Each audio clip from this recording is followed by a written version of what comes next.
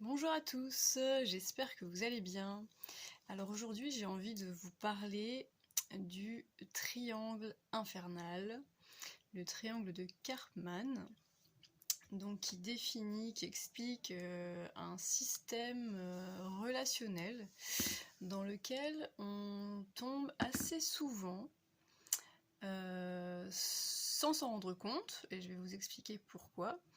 Et qui est infernal parce qu'il nous maintient dans une position en fait qui nous ôte notre liberté de penser et d'agir et qui fait qu'on va répéter des genres de de schémas relationnels qui ne sont pas du tout constructifs en fait. Donc je vais vous expliquer tout ça. Pour ceux qui ne me connaissent pas, je suis Tiffany, psychologue, thérapeute psychocorporelle et conseillère en fleurs de bac. Donc je vous propose des consultations téléphoniques et des consultations à mon cabinet à Schiltigheim. Donc sans plus attendre, le triangle infernal. Donc le triangle infernal c'est quoi ? En fait, c'est donc un triangle qui va positionner, donc là je vous l'ai fait sous forme de schéma, sauf que si je vous le montre, vous le voyez en miroir, donc ça ne va pas. Donc la victime a un angle du triangle, le bourreau et le sauveur aux angles opposés. Donc ce qui est intéressant de comprendre, c'est que la victime, le bourreau et le sauveur, ce sont des positions que l'on prend, des positions psychiques, des modes de relation en fait qu'on va adopter, et nous ne sommes pas tout le temps dans la même position en fait. Et quand on est dans le triangle, on peut adopter le rôle de la victime, puis adopter le rôle du sauveur, tout à coup se retrouver dans le rôle du bourreau, et comme ça c'est une danse infernale, et vous allez comprendre pourquoi. Alors il faut savoir qu'il faut bien dissocier une victime réelle du rôle de victime dans le triangle de Karpman, d'accord ? Ce n'est pas la même chose. Une personne peut adopter la position de victime sans être victime. Ça, il faut bien le comprendre, d'accord ? On peut se sentir victime à un moment donné des circonstances, d'une situation ou d'une personne, mais sans sans avoir été réellement victime de comportements réellement insultants, blessants, ou ça n'a pas du tout correspondu à l'intention de quelqu'un que la victime aura tendance à considérer justement comme un bourreau. D'accord ? Ce n'est pas parce qu'à un moment donné on se sent impuissant face à une situation, on ne maîtrise pas ce qui se passe, ce n'est pas pour ça qu'il faut aller chercher un bourreau quelque part. Et c'est exactement ça, ce qui définit, je trouve, la position de victime dans le triangle infernal, c'est qu'à un moment donné, la victime, elle se sent impuissante, et plutôt que de reprendre son pouvoir et de dire là, maintenant, il y a quelque chose qui ne me convient pas, qui me blesse ou qui me met mal à l'aise, je désigne un bourreau, mais je reste dans ma position de victime, d'accord ? En désignant le bourreau, c'est comme si on donnait son pouvoir à quelqu'un d'autre. D'accord ? C'est je suis victime, tu es mon bourreau, donc c'est à toi de changer, c'est à toi de réparer, c'est à toi de me sortir de là. Alors que pas du tout. La victime, en faisant ça, elle reste dans sa position de victime. Plutôt que de reprendre son pouvoir et sa responsabilité sur sa vie, de dire bon, là peut-être, enfin je me sens victime, peut-être que j'étais vraiment victime, mais dans ce cas-là, je reprends les rênes, je reprends mon pouvoir d'action, et je reprends mon pouvoir de décision sur ma vie et sur les événements, et je me place de telle manière que je retrouve ma souveraineté. D'accord ? Se placer comme victime, ça ne permet jamais de retrouver sa souveraineté et le pouvoir sur sa vie. Jamais. Et pourquoi je dis ça ? Parce que vous pouvez avoir fait peut-être l'expérience à un moment donné d'être accusé par quelqu'un, et du coup de vous que quelqu'un d'autre vous place dans ce rôle de bourreau. D'accord? Et sans rien comprendre, tout à coup l'autre va vous accuser de ci, de ça, alors que vous n'avez pas du tout eu l'intention de lui nuire, mais cette personne, en se plaçant en victime, elle vous désigne comme bourreau, et vous êtes dans le triangle.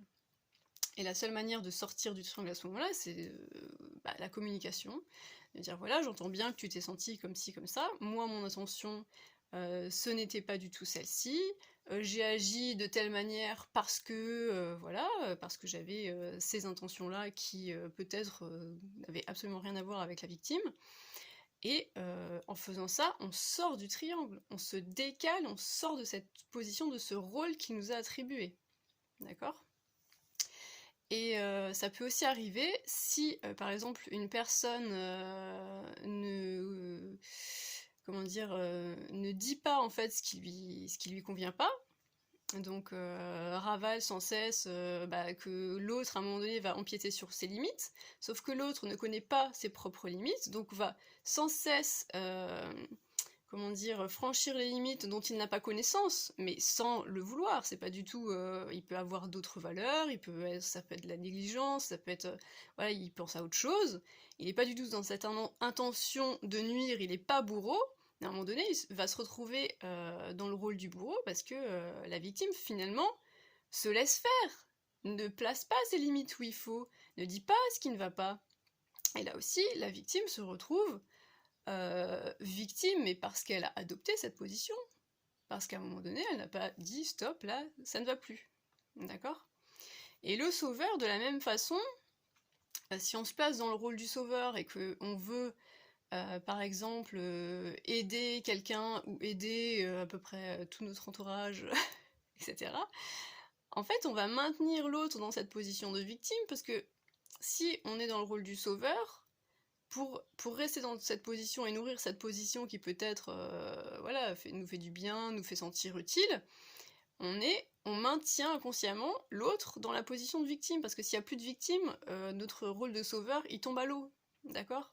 Donc en fait, les trois positions sont des positions qui verrouillent un petit peu des rôles au sein de la relation, et qui nous empêchent de reprendre notre pouvoir, notre souveraineté, et de dire bon, alors là, ce qui me convient c'est ça, mon but c'est ça, et je ne veux pas être dans cette position ad vitam aeternam, c'est pas possible en fait. Et on fait pas du bien finalement. Si on se pose en sauveur, comme dit, on crée sans cesse des victimes. Et si on crée des victimes, c'est qu'on crée aussi un bourreau, quelque part, parce que la victime, elle est victime de quelque chose, de quelqu'un. Donc vous voyez, c'est un schéma, c'est pour ça qu'on appelle ça le triangle infernal, c'est-à-dire que ça ne s'arrête jamais, on est sans cesse en train de recréer les mêmes rôles, et à un moment donné, on n'en sort pas. Au final, tout le monde est victime de ce triangle. Et ce qui est aussi intéressant de comprendre, c'est que quelqu'un qui est habitué à ce schéma-là peut sans cesse essayer de vous ramener dedans. D'accord ? Mais quelles que soient les places, en fait.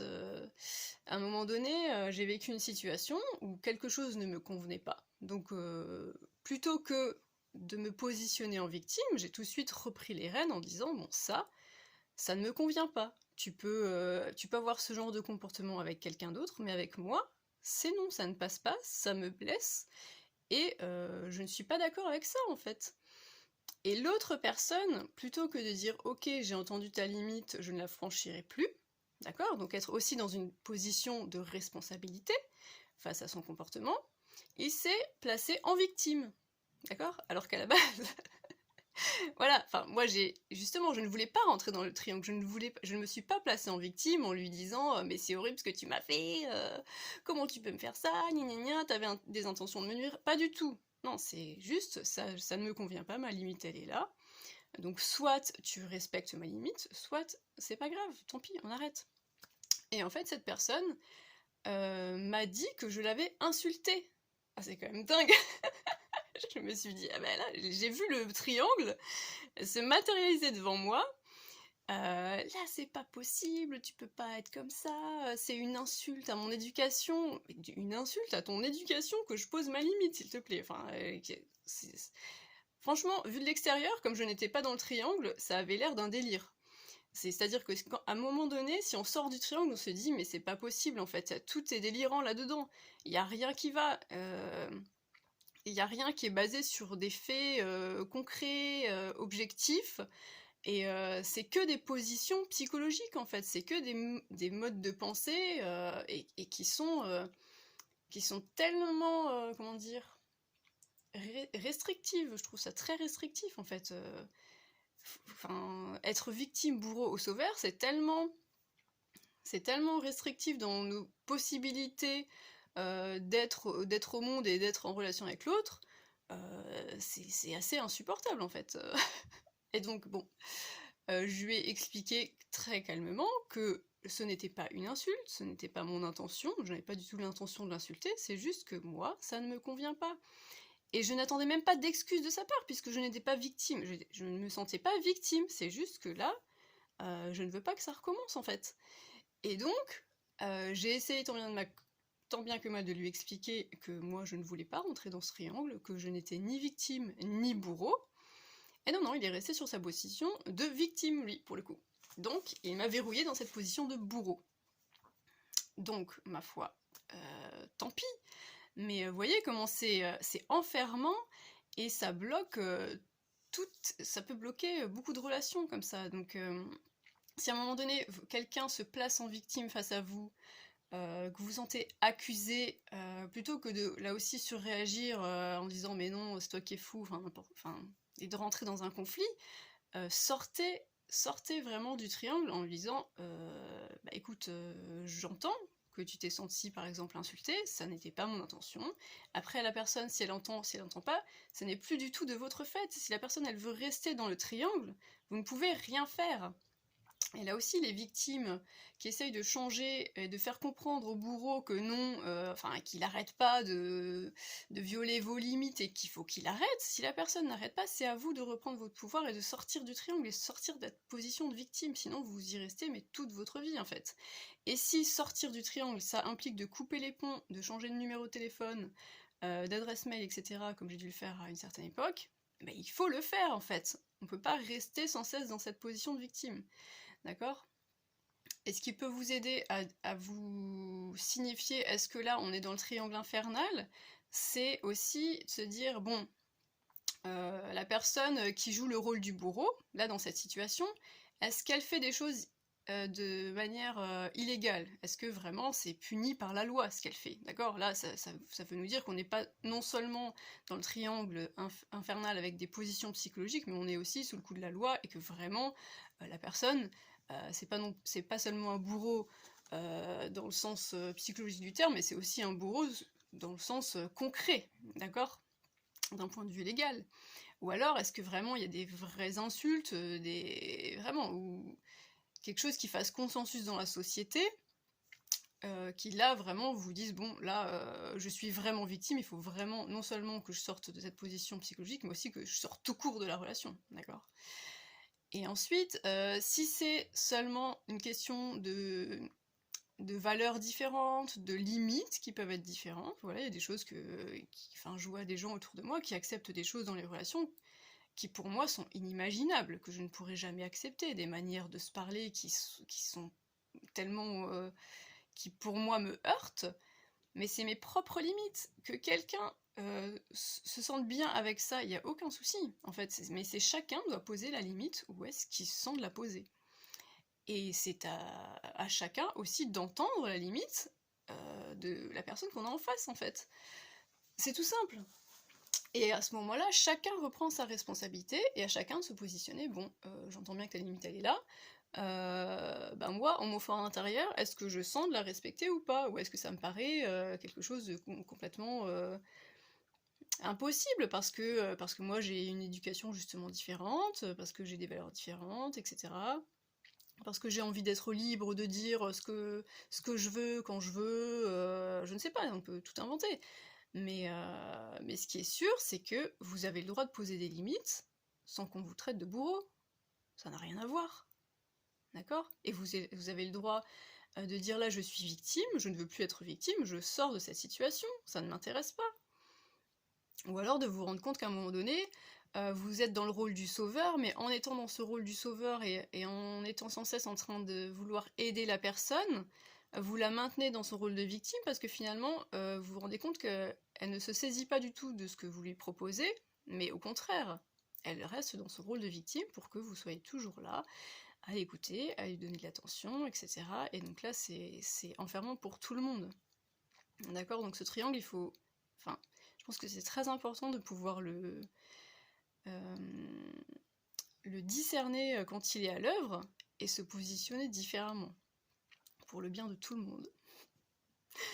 Voilà, n'hésitez pas à réagir si cette vidéo vous a parlé, à poser des questions, à commenter, à liker, à partager, et je vous dis à bientôt pour d'autres sujets tout aussi passionnants. Bonne journée!